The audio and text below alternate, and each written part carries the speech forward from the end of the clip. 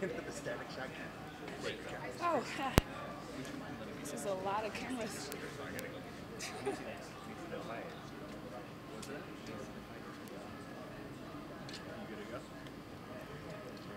Kat, how is everything? How's the eye? Eye is coming along. It's better. It's not great. Like I saw some floaters and like weird stuff going on with the retina, but it's getting better. I have an appointment on the 1st as a checkup. It's a month from the last appointment, and they told me I can start training a little bit heavier now. So I'm really excited about that. Sitting on my butt's been tough, especially not having been able to burn off the fight. It all happened pretty early in the first round, so. Yeah, I'm looking forward to getting back in there and definitely doing everything I can to heal up right so this can go quickly. I was gonna say, are you just getting itchy knuckles? Like, are you just getting... Yeah, it's been hard. It's been tricky, especially because I felt great going to that fight. I was excited about the new division and the decisions I've made in coaching and the decisions I've made as far as putting together a game plan for that specific fight, and to not be actually able to go out and implement it was tough. Like there's really nothing to go home and fix, So how is your vision right now? Like, can you see 100%? I can see. My eye gets tired by the end of the day, and it's kind of like being underwater, just on like one side of my head, like my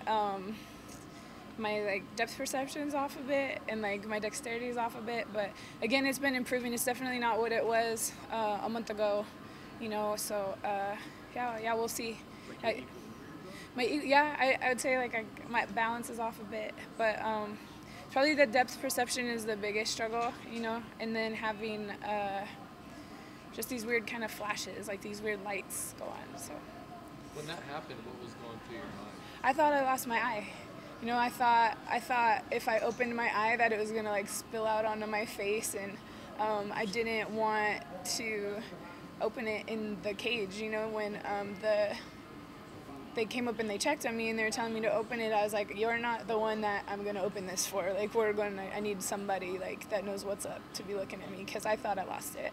You're in a lot of pain? I've never felt pain like that in my life. I've dislocated my jaw, I've boned my knees, I've tore up all my fingers, broken ribs, everything like that.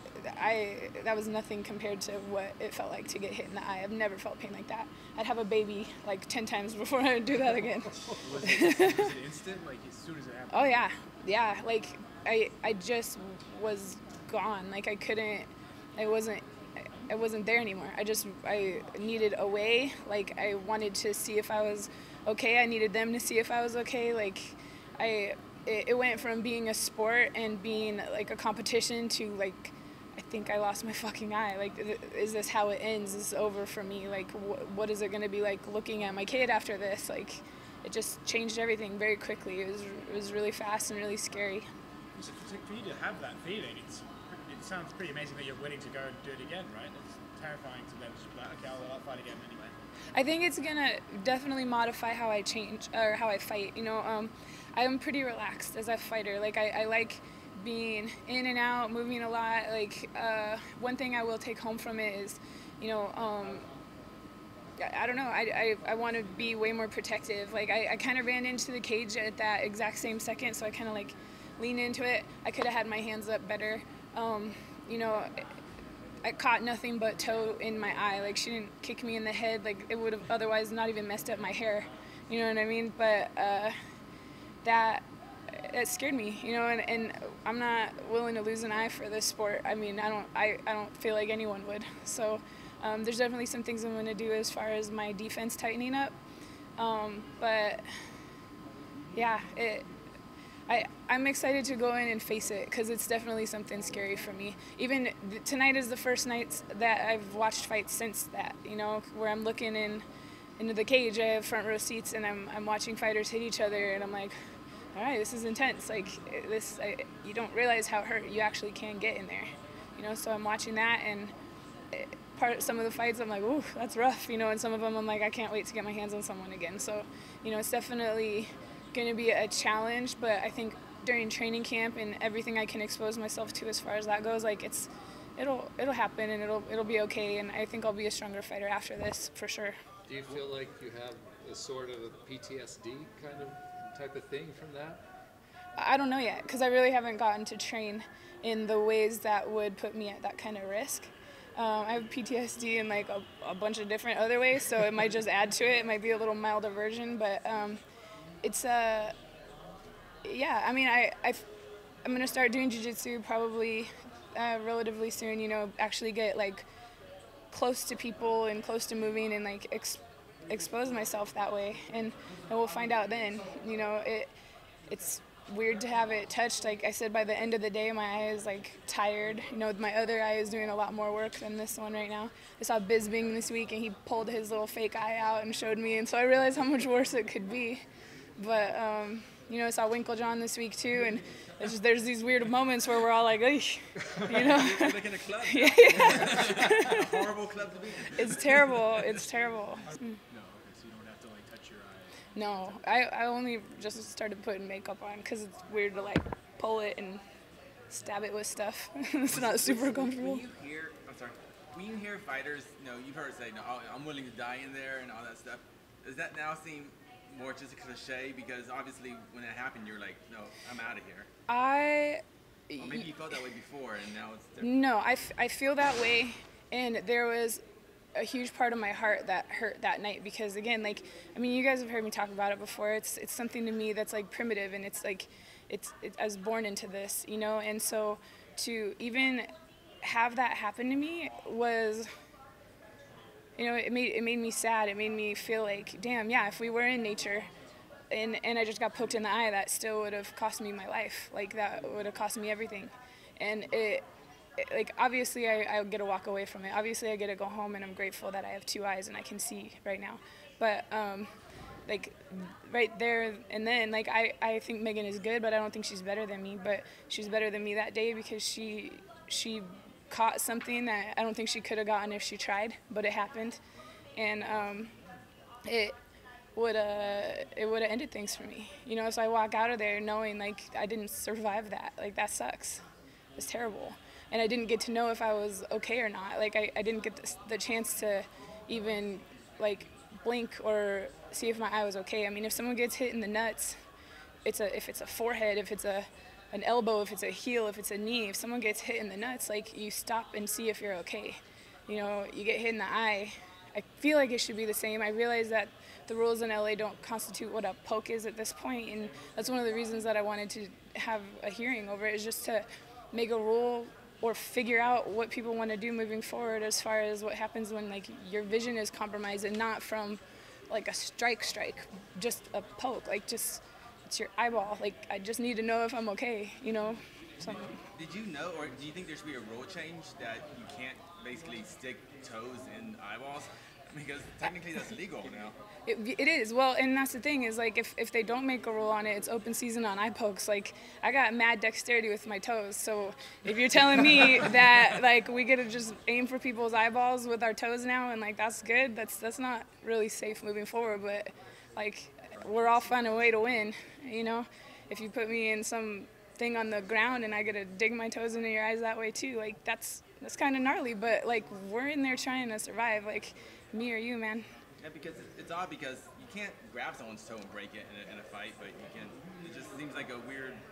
The rules aren't clear enough. No, it's not. In some states, it is clear. Like, you go to some Midwestern states, and yeah, that would have been considered a foul in a no contest, or even the other person might have won. I mean, and there's obviously intention in there. Like, if you intend to do something, like, the rules are different. There was another fight this weekend. It was on Invicta. Vanessa Porto, I think, Pearl went to kick her, and she put her arm out to kick her, and that hand went into Vanessa's eyes and got her real bad. And it was in the 4th round, and at one point, so they stopped the fight. She couldn't move forward, but they said, all right, well, let's just decide. We'll do a decision based on who did the most up until the eye poke point. So Vanessa ended up winning because they believed that she had done the most, but, you know, they stopped the fight. And I thought I heard the commentary say that they were even considering it be a TKO because of it wasn't intentional or something. So, I mean, that's Kansas. Like, it's just not a unified rule. There's not something that, like, constitutes what all of this is. And like I said, that's one of the things that I wanted to go and do this hearing for, so we can just be safe as far as what that looks like and what that means and what to expect when you're in a fight and that happens. What advice or comfort did Bisping give you when you talked to him, besides pulling his eye out? I mean, I wasn't looking for comfort. I was kind of just really inquiring, like, what to expect and what would be safe for me moving forward, and like what his experience was. Like, again, the depth perception, I feel like a baby even complaining about right now because he has one eye. Like, I have one blurry eye, but he fought the last couple years of his life with one eye. Like, it's different, you know? So yeah, I just wanted to know what it would be like moving forward, like what kind of stuff to push through as far as it being throbbing or blurry or the like light sensitivity and stuff, and what stuff to like lay off of, because I don't want to mess with this, you know. What advice have you gotten from the doctor? Has he like told you these certain things will go away? Or? It will recover, but it's not a fast one. So like, just because like it's your retina, at this point I have a damaged retina, but the visceral fluid, which is on the back of the eye, is what pulls on the retina. So that's where like the things come from, depending on what I'm doing, what I'm looking at, like how I'm focusing. So it's like intermuscular eye stuff that I just have to leave alone and let heal, and that I'm told it will heal. So I'm just, yeah, I don't know how fast that is. That's why I've been asking, because I'm antsy. Like, I hate sitting around. This is like my thing, my training. Like, I like doing all of that. So it's tough. So what are you doing right now just to pass your time and to make money? We'll just sit around. I'm teaching seminars. I'm teaching a seminar in Thailand end of March. I love teaching privates. I've been doing a few appearances and things like that. So, you know, they're being awesome and keeping me busy. You know, they brought me out here this weekend. Next week I'm going to Canada to visit the troops, and I'm always having so much fun with the military. I always kick everybody, and they think it's hilarious. I wouldn't sign up for it, but they're doing it, you know. Just making everybody smile, you know, so lighten things up a bit. But, as far as being physical, I can jog, you know, and I started lifting weights more. But, yeah, it was a month of nothing, and now I get to do light stuff, which I don't light anything. I'm just not a gentle person, so it's being gentle right now and taking care of myself and, you know, just respecting what actually happened. I know you don't really know yet when you'll be able to get back, but when you do, I mean, is that the first fight you want? Yeah, I want to fix that fight. Like, I want to know, I want to know what happened. I want to know how that ends up. Like, that, it's just so weird, and I don't think she's happy with how that went either. So it's, you know, she's down for the rematch. I'm down for the rematch. Like, I feel like we need to put that one in the history books for whatever it's worth and whatever it's going to turn out to be. And yeah, look forward to that. And then, you know, it fired me up because I'm like, man, I know, like, for a moment there, I thought I was done. I was like, do you even get to fight with a blown out eyeball, you know? And so it really had to, you know, I had to dig deep, and I had to sit and think, like I know this is what I want to do. I know where I'm at in my life, that I care about this so much. So, you know, in this last year, I've been more active than I've been able to be because I had a lot going on, and just made me grateful for my health and grateful for these opportunities. So, you know, as soon as it's better, I want to keep going on this path. I definitely have a lot I want to do at 135. Making 145 was awesome, and it was easier, but like, I could never have been in 135 just because it's easier. That would haunt me for my life.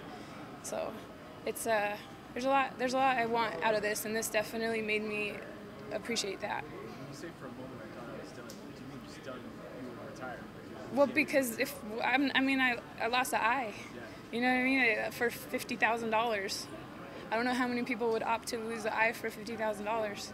That's like, I didn't agree to that. There's not in the negotiations, but I understand it's a risk that we take. It never occurred to me that happened or would happen or whatever. So I don't know. It was so strange. It was just a really weird injury. And in the moment, I'm thinking that I'm done. I'm like, my eye's gone. Like, now I have to figure out what life is like this. And I was scared. And then when I realized that I'm okay, when I go to the doctor and they say it's recoverable, I was like, oh, okay, like, I know I want to do this. So just having one more day in the life of Kat, you know, weird shit all the time. Thank you so much. Yeah, for taking thanks Cool, guys. thank you.